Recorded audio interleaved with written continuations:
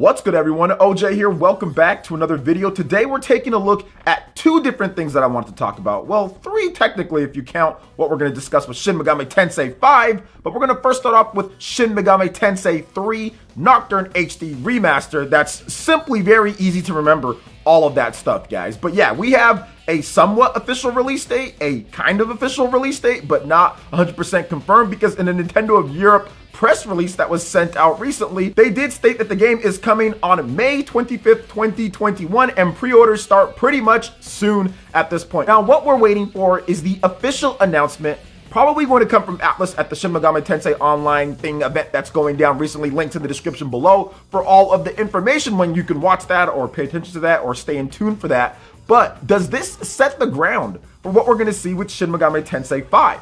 I think so. Now, if May 25th is the date for Shin Megami Tensei 3 Nocturne HD Remaster, that's very easy to say all in one go. If that is the date for it, then we could be looking at a fall release for Shin Megami Tensei 5, or SMT 5 as I'll say for most of this, right? So SMT 5 probably going to be the end of the year. I would think it's going to be fall, because we have quite a number of games that are already coming out in the summer for the Nintendo Switch. Some pretty good RPGs. I mean, the whole action adventure RPG stuff kind of starts not at this point. I mean, we got Monster Hunter Rise that's coming out in March, which is going to be awesome. Then we also have stuff like Legend of Zelda Skyward Sword, right? Big adventure game, obviously port, but still really cool, right? Then we also have Monster Hunter Stories 2, that's going to be July.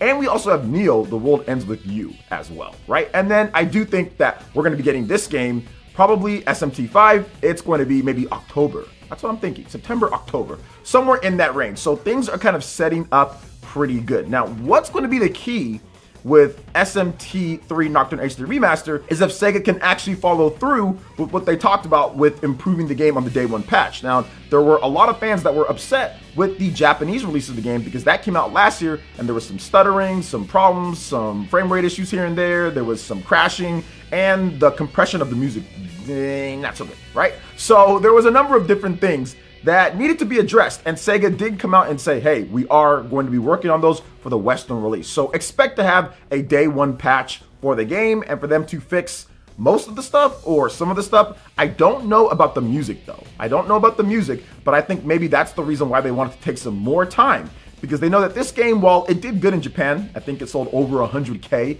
in its first week, it's going to sell a lot more in the West, and they need to have a competent version of the game in the West so they can sell this, because it should be pretty good. This should be a million seller when you combine the PlayStation 4 and also the Nintendo Switch, like lifetime sales. It should get over that. And then it should also set up nicely for Shin Megami Tensei 5, which is going to be on the Nintendo Switch only as an exclusive for the time being. It might come to PlayStation platforms or to something else later, but for right now, it's just going to be on the Nintendo Switch. So I'm thinking that they're going to try to plan it around some of the other games that Nintendo has planned and some of the other games that third-party developers have planned. You don't want all those RPGs bunched too much together. We already have a number of big ones for the summer, so I'm definitely expecting SMT 5 to be more of a fall release at this point, and I hope that we get something good pretty soon. I think Nintendo's trying to hold on to it for Nintendo Direct, trying to get that mature type of game out there to say that, hey, look, we've got games that are more for everyone, and we've got games for the mature audience as well. So I think that's kind of the strategy for it. So we'll see how everything works out. But I wanted to get into something else, and this could be something that hasn't been done before from a Japanese company. This is something that I thought was pretty cool. So recently at the Square Enix Presents, Square Enix showed off the official name for Project Athia. It is now called Forspoken, and it stars a beautiful, amazing actor. Her name is Ella Balinska. And from what I understand, okay, this is the first time that I've seen a solo lead female black character in a game for a major Japanese RPG. Solo lead, not one of the party members or anything like that, but solo lead, main character, Japanese, company, RPG, major game, right? We're not talking about something smaller. I mean, correct me if I'm wrong in the chat, but this is absolutely incredible if that is the case. I think this is awesome for female representation in games, and that's dope for other types of representation when it comes to it. And on top of that, the game just looks absolutely incredible. So it's kind of like a win-win type of situation here. And if you look at the game, it reminds me of Warframe. The movement in the game reminds me totally of Warframe, where you're just jumping through and flipping and doing all sorts of really cool stuff. And from what they've described, I'll have a link for you guys in the description below with the magic and the powers and what this young lady goes through in the game. It looks really cool, and it looks like it plays sick as well. It looks like there's going to be a ton of different customization that you can do, abilities that you have, and just locations to explore in this vast, big world that is created specifically for the PlayStation 5 system. It is built for that system, and it's developed simultaneously with the PC in mind as well. So they're doing PC and they're doing the PlayStation 5, which is very good. So I like to see that from Square Enix. Now, let's talk about the Square Enix Presents, because that was an interesting thing. And the thing about the Square Enix Presents, because obviously, you know, Project Athia, so that was probably the highlight of the show if you're not a Life is Strange fan. Now, if you're a Life is Strange fan, then that was awesome. Life is Strange is there, but it's just not my type of game. Seems a bit too emo for me, you know, in terms of what I want to play on my free time or whatever. But I know that there's like a huge, like, just bunch of people. Like, there's a huge, like, following for Life is Strange. The games do sell well, and it's going to be pretty cool for those because they got rid of, like, that whole chapter type of stuff or episode stuff where you have to wait, like, months or weeks or whatever for the next one. They just have it all there, which is what kind of drew me off to the game in the first place, outside of it just not being my type of game. I did try out the first episode like on Xbox a number of years ago, and I was just like, not for me. But they have the whole game there, and that's how it should be. Stop splitting it up and breaking it into different parts than waiting weeks to release them. Like, that's just corny. It's not a TV show, or at least they try to make it like one.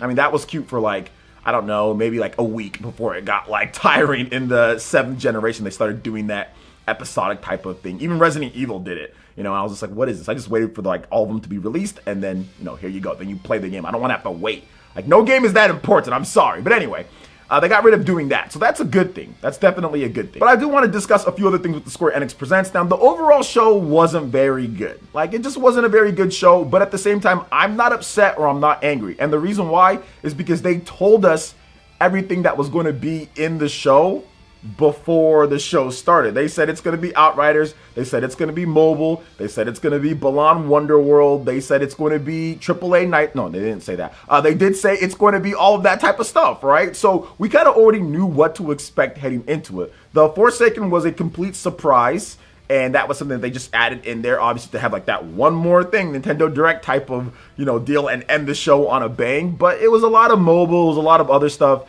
and a lot of Life is Strange. So that's what I expected because they told us. So I'm not really too upset with that. And that's exactly the reason why that I did not make a predictions video, that I did not try to hype this up or gas this up as something amazing. I just talked about it with some flame emojis on Twitter, like, hey, we got a presentation. We've got some stuff that could potentially be seen. Now, I did hear, okay, I did hear that there might be something that's not listed on this list. And I had a feeling that it could be one of the RPGs out there, but I didn't want to go out there and put that out there. Then if it doesn't happen, then what, right? Then we're like, oh man, OJ, you said this and this and this, and it didn't happen. But overall, the show wasn't that great. But it's the first in many of them. So the next one is coming this summer, and I think that that next one is going to be better because we're probably going to get, maybe, some Final Fantasy 16, maybe like another trailer for that. I think that could be like the one more thing there, and we're probably going to get more information on Neo, The World Ends With You. So I think those right there, those two things could make for a better show for me, at least, right there. And then we'll probably get like the rest of the mobile stuff and all that, but I'm hoping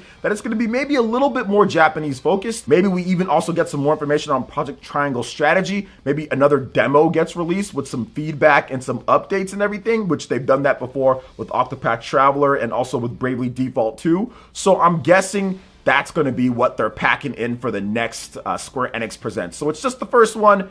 We have more, and at least we got that cool look at Forspoken. I think we got that cool look there. So there was something to salvage from the show, but overall, the show wasn't very good, guys. I'm not even going to try to sit here and act like it was an amazing show and everything. But like I said, they already told us what was going to be in there. So yeah, I already knew that it wasn't going to be anything crazy because I'm not into all of the games that they already had listed. But Outriders looks kind of cool too, so there's that as well. And I do like the fact that they're doing like their own style of Nintendo Directs, and they even let us know when the next one was going to be, so that's cool as well. And I think the next one will be better because this one, not so great. So what are your thoughts on what we discussed here? From Shin Megami Tensei 3 Nocturne HD Remaster, we got the date on that one. 2 Shin Megami Tensei 5, where we can see that game. Let me know your thoughts in the comment section below. All right, guys, that wraps it up for this video here. Check out the links in the description. We've got Twitter. Going to give us a follow on there. Stay up to date on all latest gaming news and information. Also, make sure you like, comment, and subscribe, and share this video if you can. Thank you guys so much for watching, and we'll catch you for the next one. Peace.